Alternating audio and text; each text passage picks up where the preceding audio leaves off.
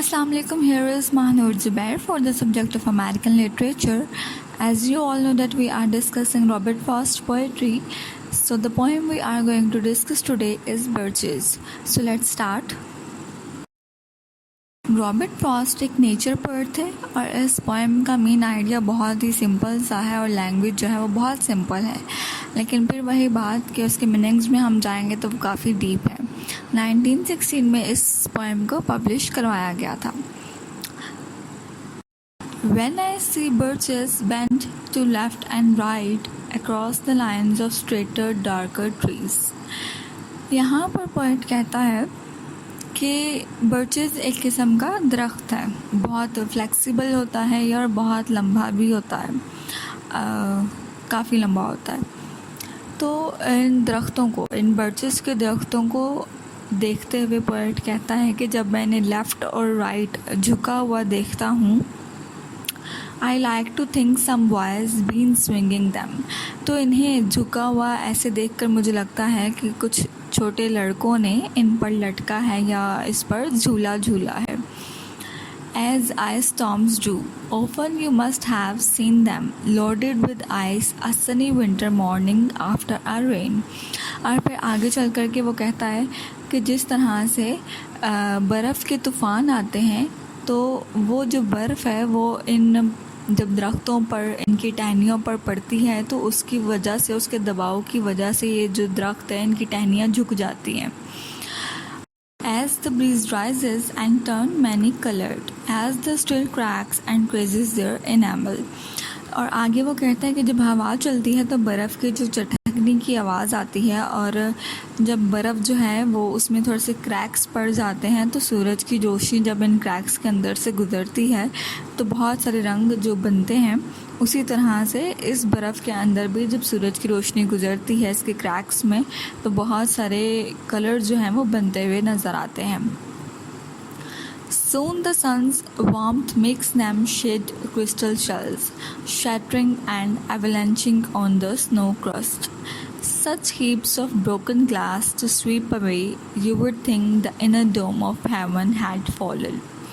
और आगे चल कर के वो कहता है कि इस बर्फ़ के चटकने से इस बर्फ़ के जो ग्लासी सरफेस है उस पर छोटे छोटे क्रैक्स तो आ जाते हैं, और फिर जल्द ही सूरज जो है वो गर्म होने लगता है जब दिन निकलने लगता है, और फिर बर्फ़ जो है वो पिघलने लगती है और बर्फ़ की ये तह दरख्त पर से ज़मीन पर गिरने लगती है, जैसे कोई क्रिस्टल शेल्स, जैसे कोई कांच का कोई टुकड़ा ज़मीन पर गिरता है, बिल्कुल इसी तरह से बर्फ़ जो है वो ज़मीन पर गिरती है और ख़त्म हो जाती है। और आपको कहता है, पोएट यहाँ पर कहता है कि आपको इसे देखकर ऐसा लगेगा जैसे इनर डोम ऑफ हेवन जो है वो गिर गया हो। They are dragged to the withered bracken by the Lord, and they seem not to break the ones they are about. और इन पेड़ों की डालियों को बर्फ़ से दबा दिया गया है, मतलब जब बर्फ़ इन पर पड़ती है तो उसके दबाव से, उसके बर्डन से, उसके लोड से ये डालियाँ जो हैं वो झुक जाती हैं, और सब झुकती हैं, मुरझा जाती हैं, लेकिन इनमें फिर भी इतनी हिम्मत होती है कि वो टूटती नहीं है, सिर्फ झुक जाती हैं नीचे की तरफ। So low for long they never right themselves. और आगे पोएट कहता है कि बेशक ये नीचे की तरफ झुक जाती हैं, लेकिन दोबारा ये दरख्त और अपनी जो टहनियाँ हैं इनकी, इनको दोबारा सही नहीं कर सकते। इनका जो झुकाव है नीचे की तरफ वो हमेशा ही रहेगा। अब एक दफ़ा जब इन पर बर्डन पड़ जाता है तो वो दोबारा पहले जैसी नहीं हो सकती। You may see their trunks arcing in the woods, years afterwards trailing their leaves on the ground. और फिर कहता है कि हमें इन पेड़ों को देखते हुए इन जंगलों में नज़र आ रहा होता है कि किस तरह से इन पेड़ों पर से बर्फ़ गिरती है, और बर्फ़ के साथ साथ इन दरख्तों के, इन टहनियों के जो पत्ते हैं वो भी ज़मीन पर गिरने लगते हैं बर्फ़ के साथ। Like girls on hands and knees throw their hair before them over their heads to dry in the sun। और कहता है कि इन पेड़ों की झुकी हुई टहनियों को, डालियों को देखकर ऐसा लगता है कि लड़कियों ने अपने बालों को नीचे की तरफ कर लिया है और वो लड़कियां जो हैं अपने बालों को सुखाने के लिए सूरज की रोशनी में उन्होंने अपने सरों को नीचे कर लिया है ताकि उनके बाल जो हैं वो सूरज की रोशनी से सूख जाएं। तो यहाँ पर उन झुकी हुई टहनियों को वो लड़कियों के झुके हुए नीचे किए हुए बालों से तशबीह दे रहा है कि ऐसे। But I was going to say when truth broken with all her matter of fact about the ice storm। और आगे चलकर के पोएट कहता है कि लेकिन मैं तो आपको कुछ और बताने जा रहा था, लेकिन इन सब बातों में मेरे मुंह से सच निकल गया। सच किस बारे में? आइस स्टॉर्म के बारे में। जब हमें बताता है कि किस तरह से इन दरख्तों पर बर्फ़ पड़ती है तो ये जो झुक जाते हैं। I should prefer to have some boy bend them। तो यहाँ पर पोएट कहता है मुझे तो ऐसा ही लगता है या मैं तो ऐसा ही सोचता हूँ कि लड़कों ने ही इन पेड़ों को झुकाया है या किसी लड़के ने इस पेड़ को झुकाया है, उस पर झूला झूला है। As he went out and in to fetch the cows, कहता है कि जब वो अपनी काउस को चराने के लिए बाहर जाता होगा तो तब वो ये करता होगा। Some boy too far from town to learn baseball। और कहता है कि जैसे कोई लड़का टाउन से बहुत दूर रहता हो तो वो बेसबॉल नहीं सीख सकता, यानी उसके पास, अगर वो टाउन से दूर रहता है तो उसके पास इतनी कॉमन फैसिलिटीज़ नहीं हैं कि वो इस तरह के खेल, बेसबॉल जैसे खेलों को खेल सके या सीख सके। Whose only play was what he found himself। तो यहाँ पर पोएट कहता है कि उसका खेल तो सिर्फ वही है जिसमें जिस चीज़ के पास वो रहता है, जिस जगह पर वो रहता है, उसने आसपास ही अपनी चीज़ों में कोई एक्टिविटी ढूंढी होगी, कोई खेल ढूंढा होगा। यानी जहाँ वो रहता है, जिस जगह पर वो रहता है, उसने अपने लिए खेलने के लिए भी वही चीज़ ढूंढी होगी, वहीं पर कुछ चीज़। समर और winter and could play alone. वो कहता है पोएट कि वो लड़का अकेला ही, सर्दी हो या गर्मी, वो इन पेड़ों से झुक करके इनके साथ खेलता है, इनके साथ झूलता रहता है। One by one he subdued his father's tree। और यहाँ पर पोएट कहता है कि ये सब जो दरख्त हैं ये उस लड़के के फादर के हैं और ये लड़का जो है खुद ही सर्दी हो या गर्मी इन दरख्तों पर झूलता रहता है। यही उसका खेल है, यही उसकी एक्टिविटी है और वो इसी में ही खुश रहता है। And not one but hung limp, not one was left for him to conquer। और फिर उसने एक भी पेड़ नहीं छोड़ा, एक भी दरख्त नहीं छोड़ा जिस पर उसने राइड ना की हो, जिस पर उसने झूला ना झूला हो। और शायर यहाँ पर कहता है कि उस लड़के के झूला झूलने के अंदाज़ को देखकर और ये देखकर कि कोई एक ऐसा दरख्त नहीं बचा जिस पर इस लड़के ने झूला ना झूला हो, तो ऐसा लगता है कि शायद उस लड़के ने इन तमाम दरख्तों को फ़तह कर लिया हो, तब तमाम दरख्तों को सही से जानता हो, उनका दोस्त हो।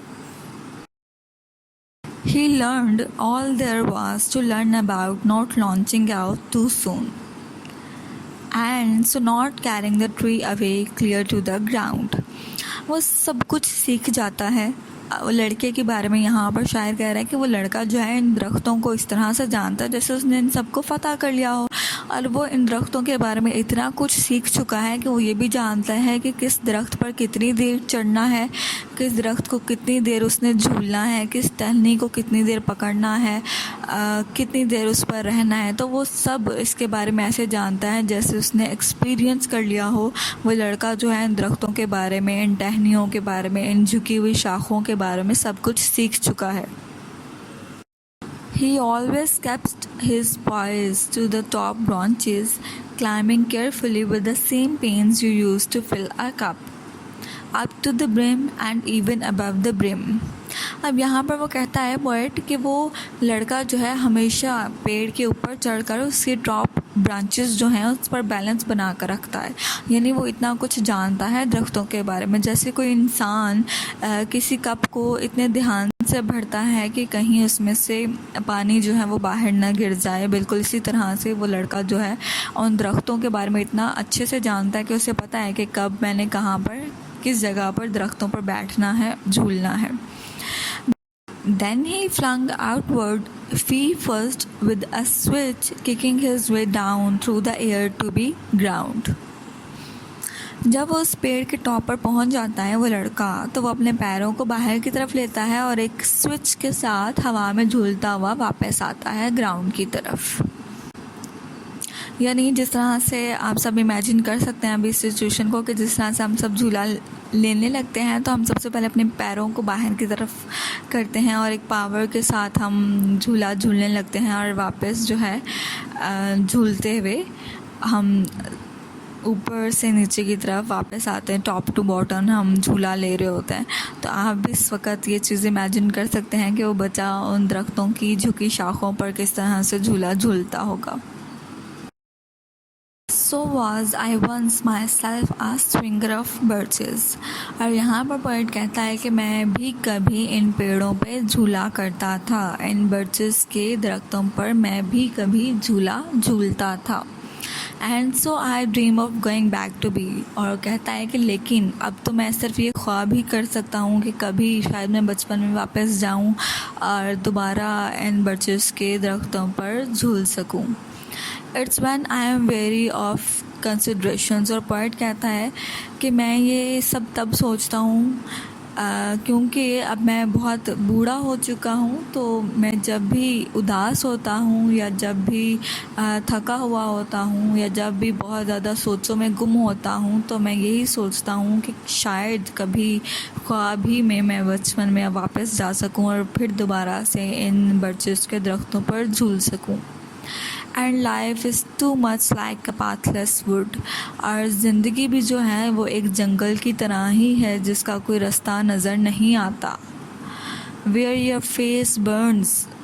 और यहाँ पर वो कहता है ज़िंदगी वो है, वो जंगल है जहाँ कोई रास्ता नहीं नज़र आता, जहाँ पर आपका चेहरा सूरज की गर्मी से जलता है। And tickles with the cobwebs. और जिसमें आप मकड़ी के जाले में फंस जाते हैं, या शायर कहता है कि मैं मकड़ी के जाले में फंस गया हूँ। यहाँ पर मकड़ी का जाला किसको कहा गया है? ज़िंदगी को कहा गया है कि ज़िंदगी के रस्मों रवाजों में, परेशानियों में, ड्यूटीज़ में, रिस्पॉन्सिबिलिटीज़ में मैं फंस गया हूँ इस जाल के अंदर। Broken across it and one I is weeping. और कहता है कि मेरी एक आँख रो रही है, लगता है जैसे इसके अंदर कुछ चला गया हो। From a twigs having lashed across it open, I would like to get away from earth a while। और फिर कहता है कि मेरा दिल चाहता है कि मैं इस दुनिया से थोड़े अरसे के लिए कहीं चला जाऊं। अर्थ अ वाइल का मतलब है सिर्फ थोड़े अरसे के लिए कहीं चला जाऊं। And then come back to it and begin over. और फिर वापस आकर दोबारा से अपने जो काम काज है, जो दुनिया की जो मसरूफियात हैं, जो ड्यूटीज़ हैं, उनको शुरू कर सकूं। तो यहाँ पर ये चीज़ नोटिस करने वाली है कि वो दुनिया से सिर्फ थोड़े देर के लिए, थोड़े अरसे के लिए जाना चाहता है। That doesn't mean he wants to die. वो मरना नहीं चाहता, ना ही हमेशा के लिए जाना चाहता है। वो कहता है बस थोड़ी देर के लिए इस दुनिया से छुटकारा मिले तो मैं वापस आकर दोबारा से इन कामों में लग जाऊंगा। मे नो फीट विलफुली मिसअंडरस्टैंड्स मी। और आगे वो कहता है कि कहीं ऐसा ना हो फेट मेरी बात का गलत मतलब ले ले। And half grant what I wish and snatch me away. Half grant का क्या मतलब है? ये कहता है कि कहीं फेट मेरी बात को गलत ना समझ ले और ऐसा ना हो कि मेरी आधी जो ख्वाहिश है सिर्फ वो पूरी करे और मुझे छीन करके इस दुनिया से ले जाए। Not to return. और ऐसा ना हो कि फेट जो है वो मेरी आधी विश पूरी कर दे, वो क्या होगी कि मुझे इस दुनिया से ले जाए।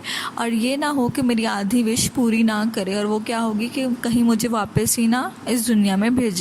तो कहता है कि कहीं फेट मेरी बात का गलत मतलब ना ले कि मैं हमेशा हमेशा इस दुनिया से कहीं चला जाऊं। Arts the right place for love. और क्योंकि शायर का कहना है कि दुनिया से ज़्यादा बेहतर मोहब्बत की जगह कोई हो नहीं सकती। I don't know where it's likely to go better, या फिर वो कहता है कि मुझे नहीं पता कि ज़मीन इस अर्थ से ज़्यादा बेहतर भी कोई जगह है मोहब्बत के लिए, प्यार करने के लिए। या फिर वो ये भी कह सकता है इन सेंस कि वो खुद जानना ही नहीं चाहता कि इसके अलावा भी कोई प्लेस है कि नहीं है। और लास्ट लाइन्स में पोएट कहता है, I would like to go by climbing a birds tree. मैं एक बर्ड्स ट्री पर चढ़ना चाहता हूँ, जाना चाहता हूँ। And climb back branches up a snow white trunk toward heaven. और कहता है कि मैं उस बर्ड्स के ट्री पर, उसकी शाखों पर, झुकी हुई शाखों पर इस तरह से झूलना चाहता हूँ कि मैं बिल्कुल टुवर्ड्स हेवन, आसमानों की तरफ जाऊं और फिर वापस नीचे की तरफ आऊं। तो वो झूलने का एक अंदाज़ बता रहा है कि मैं इस तरह से एक ऊंची परवाज़ में झूलना चाहता हूं कि मैं सीधा हेवन की तरफ जाऊं। Till the tree could bear no more. और वो कहता है कि मैं तब तक इन दरख्तों पर झूलना चाहूँगा जब तक कि इनमें सकत रहती है, या जब तक कि हार नहीं मानते, या इन पेड़ों में जान बाकी रहती है, तब तक जो है मैं इन पेड़ों को, इन दरख्तों को झूलूँगा। But dipped its top and set me down. और वो कहता है कि मैं इसके टॉप पर जाऊँगा और जब इन दरख्तों की सकत ख़त्म हो जाएगी, जान ख़त्म हो जाएगी, तो मैं वापस ज़मीन पर आ जाऊँगा, यानी कूद जाऊँगा उन दरख्तों से। That would be good both going and coming back. और वो कहता है कि ऐसा बिल्कुल अच्छा लगेगा मुझे कि मैं जाऊंगा और फिर वापस आऊँगा। ऐसा झूलने का अंदाज़ वो कहता है कि बहुत पसंद आएगा मुझे। One could do worse than be a swinger of birches. और यहाँ पर वो कहता है कि बर्चेस के दरख्तों पर झूलना ज़िंदगी को ठीक करने के लिए बहुत अच्छा है, कि थोड़े वक्त के लिए आप ज़िंदगी की प्रॉब्लम से, इसकी ड्यूटीज़ से, रिस्पॉन्सिबिलिटीज़ से, थकन से, उदासी से थोड़ी देर के लिए छुटकारा पा सकते हैं और थोड़ी देर के लिए इन बर्चेस के दरख्तों पर झूला झूल सकते हैं। तो आप समझें कि आप थोड़ी देर के लिए आज़ाद हो जाते हैं। और जब आप ऊंची परवाज़ लेते हैं तो डैट मीन्स कि आप कहीं ना कहीं आप फील करेंगे कि आप शायद दुनिया से थोड़ी देर के लिए जान छुड़ा चुके हैं, और उस वक्त को आप इसी तरह से एंजॉय करेंगे।